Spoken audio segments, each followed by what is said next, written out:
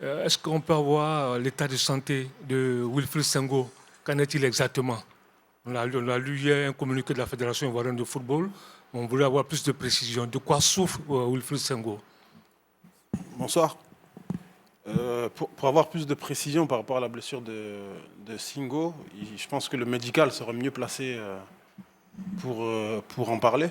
Moi, personnellement, je ne suis pas capable de lire les diagnostics des radios. Donc, je n'ai pas plus de précision à vous donner par rapport au communiqué qui a été fait hier par la FIF. Allez-y. Bonsoir coach, Maxial Goro, consultant la 3, Côte d'Ivoire. On peut s'attendre à ce que Koursao évolue avec un bloc défensif très regroupé pour procéder à des contres. Quelle sera la clé, selon vous, pour dynamiser votre animation offensive et forcer le verrou sans vous faire surprendre derrière? Bonsoir. Ouais, je pense que la clé, c'est la faculté qu'on aura à mettre le même sérieux, le même état d'esprit, la même intensité aussi qu'on a mis contre l'Équateur et contre l'Allemagne. Je pense que si on respecte notre adversaire de demain et qu'on est performant dans ces différents domaines que je viens de citer, je pense qu'on aura des chances de se qualifier pour les 16e de finale. Défensif.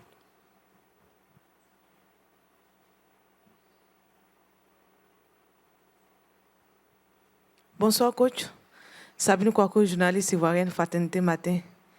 Quel est l'état du groupe, quel est l'état d'esprit du groupe actuellement? Bonsoir. L'état d'esprit, il est bon. Il est bon. On a eu le temps de récupérer et de digérer de la défaite de samedi face à l'Allemagne.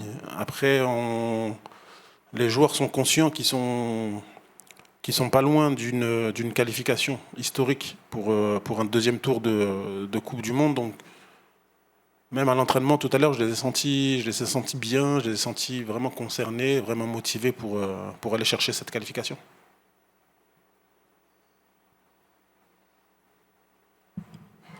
Goedendag, Koen Greven van het ANP uit Nederland. Hoe ziet u eigenlijk Curaçao als voetballand? Ze hebben een Nederlandse coach en veel spelers die in Europa hebben gespeeld of spelen en in Nederland spelen. Maar ze komen eigenlijk uit de Caribische regio. Ziet u ze als een Europese tegenstander of meer een Latijns-Amerikaans voetbal?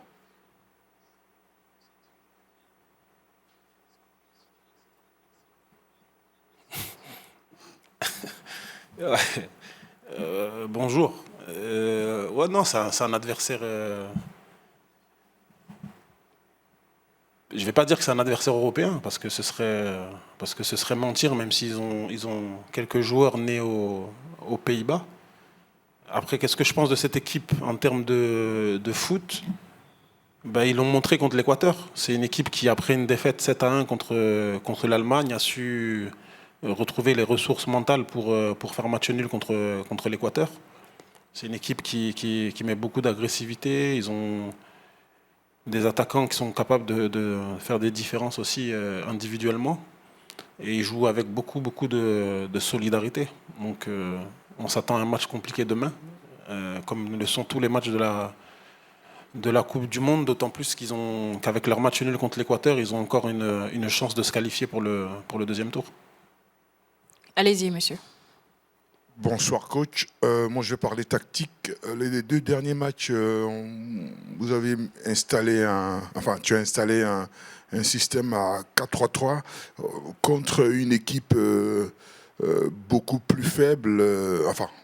Entre parenthèses, est-ce qu'on pourrait voir par exemple quelque chose de plus spécial, 4 attaquants pour galvaniser d'entrée de match contre cette équipe? Pourquoi pas? Pourquoi pas? Après, contre l'Équateur, on a joué avec 4 attaquants aussi. On a joué avec Bazoumana, on a joué avec Yann, on a joué avec Nico et Eddy.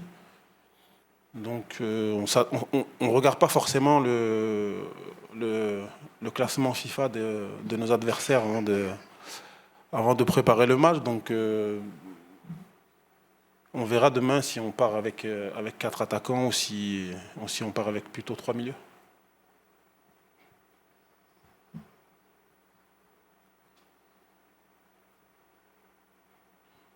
Oui, bonsoir, coach. Est-ce que Ndika sera disponible pour demain?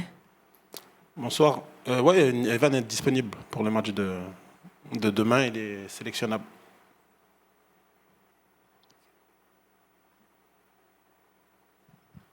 Bonsoir coach, je suis Alphonse Camara du quotidien L'Inter. On vous voit bien modeste dans vos propos. Tout à l'heure, l'entraîneur de Curaçao est passé ici. Il a trouvé que la Côte d'Ivoire a une belle équipe, une très bonne équipe, et que la Côte d'Ivoire a battu la France.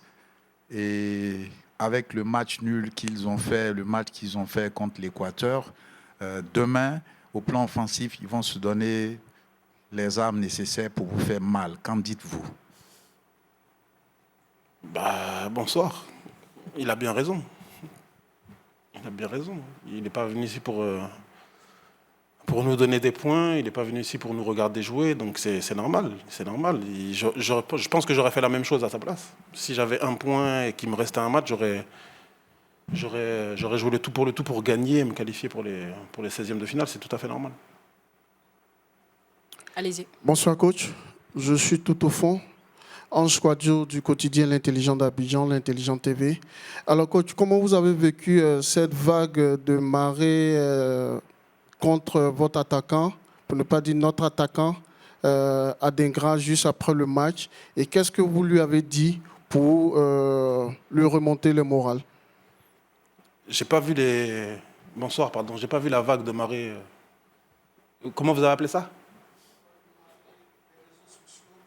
Les réseaux sociaux. Si vous êtes ivoirien, vous savez que moi et les réseaux sociaux, ça fait deux. Donc je sais pas ce qui se dit sur les réseaux sociaux, ça m'intéresse pas.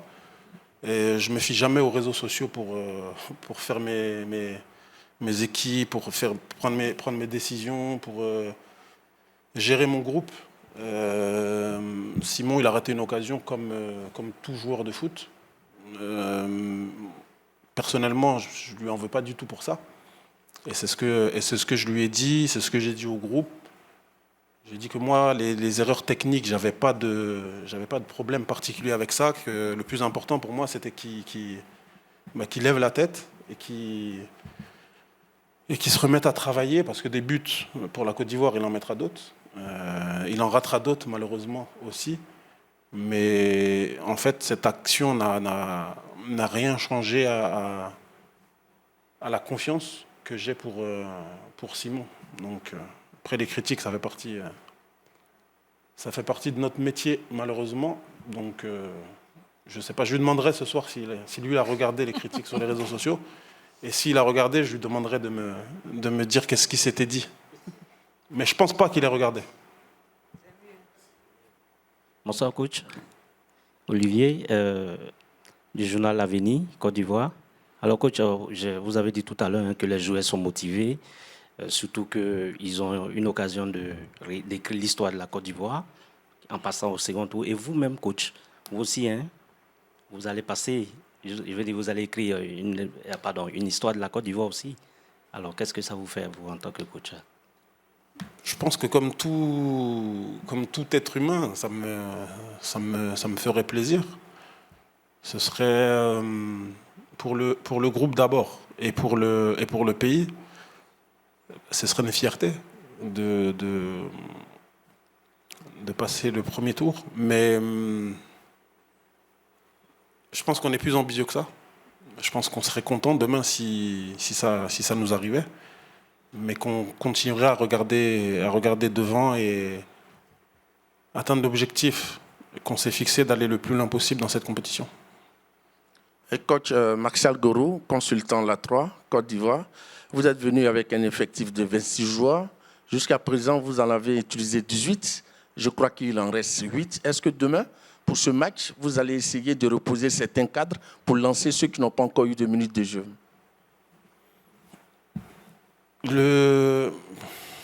L'objectif, c'est pas de faire jouer les 26 joueurs qu'on a sélectionnés juste pour leur faire plaisir. C'est d'atteindre nos objectifs. comme on l'a dit depuis le début de la conférence, l'objectif là, pour le match de demain, c'est de gagner pour se qualifier. Et on mettra la meilleure équipe possible pour se qualifier par rapport bien évidemment à l'état de forme du groupe, par rapport à l'adversaire et à la manière dont on veut jouer demain. Mais après, si on peut faire jouer tout le monde, on fera jouer tout le monde, mais l'objectif premier, c'est pas de faire jouer les 26 joueurs qu'on a sélectionnés, c'est vraiment de mettre les meilleurs par rapport aux formes du moment et par rapport au plan de jeu qu'on veut mettre en place pour demain.